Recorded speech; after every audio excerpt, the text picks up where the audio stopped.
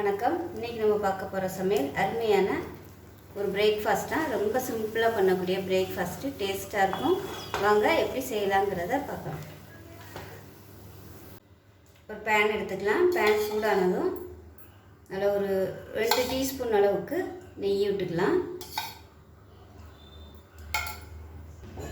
ஒரு 2 டீஸ்பூன் எண்ணெய் சேர்த்துக்கலாம். எண்ணெயும் நெய்யும் சூடானதும் 1 டீஸ்பூன் அளவுக்கு கடுகு சேர்த்துக்கலாம். 1 டீஸ்பூன் உளுந்து சேர்த்துக்கலாம். 1 டீஸ்பூன் போல் கடலைப்பருப்பு சேர்த்துக்கலாம். கருவேப்பிலை சேர்த்துக்கலாம். இது எல்லாமே நல்லா பொரியணும். இப்போ இதில் 1/2 கப் அளவுக்கு பொடியாக நறுக்கின வெங்காயம் சேர்த்துக்கலாம். நான் வந்து பெரிய வெங்காயம் தான் எடுத்திருக்கேன். நீங்கள் சின்ன வெங்காயம் யூஸ் பண்ணுறதுனால யூஸ் பண்ணிக்கலாம்.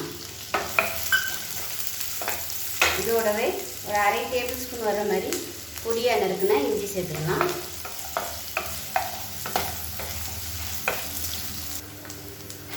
இதோட காரத்துக்கு ஏற்ற மாதிரி பச்சை மிளகாய் சேர்த்துக்கலாம். நான் வந்து பெரிய பச்சை மிளகாயாக ஒரு 2 எடுத்துருக்கேன். இந்த மாதிரியே 2ஆக கட் பண்ணிக்கோங்க. ரொம்ப பொடியாக கட் பண்ணோம்னா சாப்பிடையில் தெரியாது. இந்த மாதிரி பெருசாக இருந்துச்சுன்னா சாப்பிடையில் தனியாக எடுத்து போட்டுடலாம். இது கூடவே ஒரு கைப்பிடி முந்திரி பருப்பு சேர்த்துக்கோங்க. வெங்காயம் வதங்குறதுக்கு உப்பு சேர்த்துக்கலாம். வெங்காயம் ஓரளவுக்கு வதங்கிருச்சு. மீடியம் சைஸாக ஒரு தக்காளி பொடியாக நறுக்கினதை சேர்த்துக்கலாம். தக்காளி வதங்கிட்டு இருக்கும்போதே ஒரு கைப்பிடி அளவுக்கு ஃப்ரெஷ்ஷான பட்டாணி சேர்த்துக்கலாம். அதே மாதிரி ஒரு கைப்பிடி அளவுக்கு கேரட் சேர்த்துக்கலாம். இது ரெண்டுமே வந்து ஆப்ஷனல் தான். இதில் விருப்பம் இருந்தால் நீங்கள் சேர்த்துக்கலாம், இல்லைன்னா விட்டுறலாம். காய்கறிகள் சேர்த்தோம்னா இன்னும் கொஞ்சம் ஹெல்த்தியாக இருக்கும். இல்லாமையும் பண்ணிக்கலாம். இப்போ நம்ம போட்ட காய்கறி வந்து கொஞ்சம் வேகட்டும். அதுக்காக மூடி வச்சிடலாம். இப்போ பாருங்கள், பட்டாணியும் கேரட்டும் ஓரளவுக்கு பாதி வெந்திருக்கும். இப்போ இந்த ஸ்டேஜில் 1 கப் அளவுக்கு ரவை சேர்த்துக்கலாம். வறுத்த ரவை, வறுக்காத ரவை எதுனாலும் சேர்த்துக்கலாம். இதையும் சேர்த்து நம்ம வறுத்துக்கலாம். அந்த ரவையை ரவை வந்து நல்லா வறுக்கணும். அப்போ தான் உப்புமா வந்து நல்லா உதிரி உதிரியாக இருக்கும். இப்போ ரவையை சேர்த்து நல்லா ஒரு 2 நிமிஷம் வறுத்தாச்சு. ரவை நல்லா உதிரி உதிரியாக வந்துடுச்சு. இந்த ஸ்டேஜில் எந்த கப்பில் ரவை சேர்த்தோமோ அதே கப்பில் 1 கப் ராகி மாவு சேர்த்துக்கலாம்.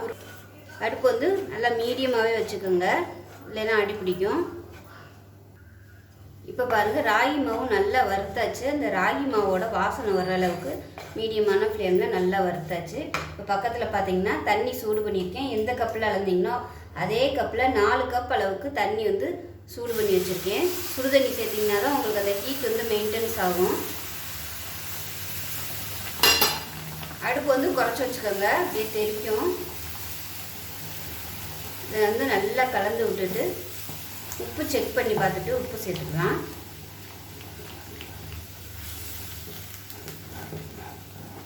வறுத்துருக்கிறதுனால எல்லாமே ஒன்று சொன்னாப்புல கலந்துடும், பயப்பட வேணாம். இந்த கட்டி கட்டியாக இருக்கிறதெல்லாம் நல்லா அழுத்தி விட்டிங்கன்னா சரியாக வந்துடும். இப்போ இதுக்கு தேவையான அளவு உப்பு சேர்த்துக்கலாம். அடுப்பு வந்து நான் மீடியத்தில் தான் வச்சுருக்கேன். இப்போ இதை மூடி வச்சிடலாம். சிம்மிலே இருக்கட்டும்.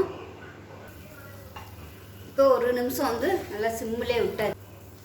இப்போ பாருங்கள், நல்லா சுருண்டு வந்துருச்சு. இப்படியே 1 நிமிஷம் இருக்கட்டும். இப்போ 1 நிமிஷம் சிம்மில் விட்டாச்சு. இறக்க போயில கொத்தமல்லி இலை சேர்த்துக்கலாம். அவ்வளோதான், அருமையான ராகி உப்புமா ரெடி ஆயிடுச்சு. தேங்காய் சட்னியோடு வச்சு சாப்பிட்டோம்னா நல்லா அட்டகாசமாக இருக்கும். காலையில் டிஃபனுக்கும் எடுத்துக்கலாம், பிரேக்ஃபாஸ்ட்டாகவும் எடுத்துக்கலாம். குழந்தைகளுக்கு லஞ்சுக்கு கூட நீங்கள் இதை கொடுத்து விடலாம். ரொம்பவே ஈஸியாக இருக்கும். இது 2 காய்கறிகள் வந்து உங்களுக்கு விருப்பமான காய்கறிகள் சேர்த்து போட்டு செஞ்சு கொடுத்தீங்கன்னா டேஸ்ட்டு சூப்பராக இருக்கும். ஸோ அவ்வளோதான், உப்புமா ரெடி ஆயிடுச்சு. ஸோ இதே மாதிரியே செஞ்சு பாருங்கள்.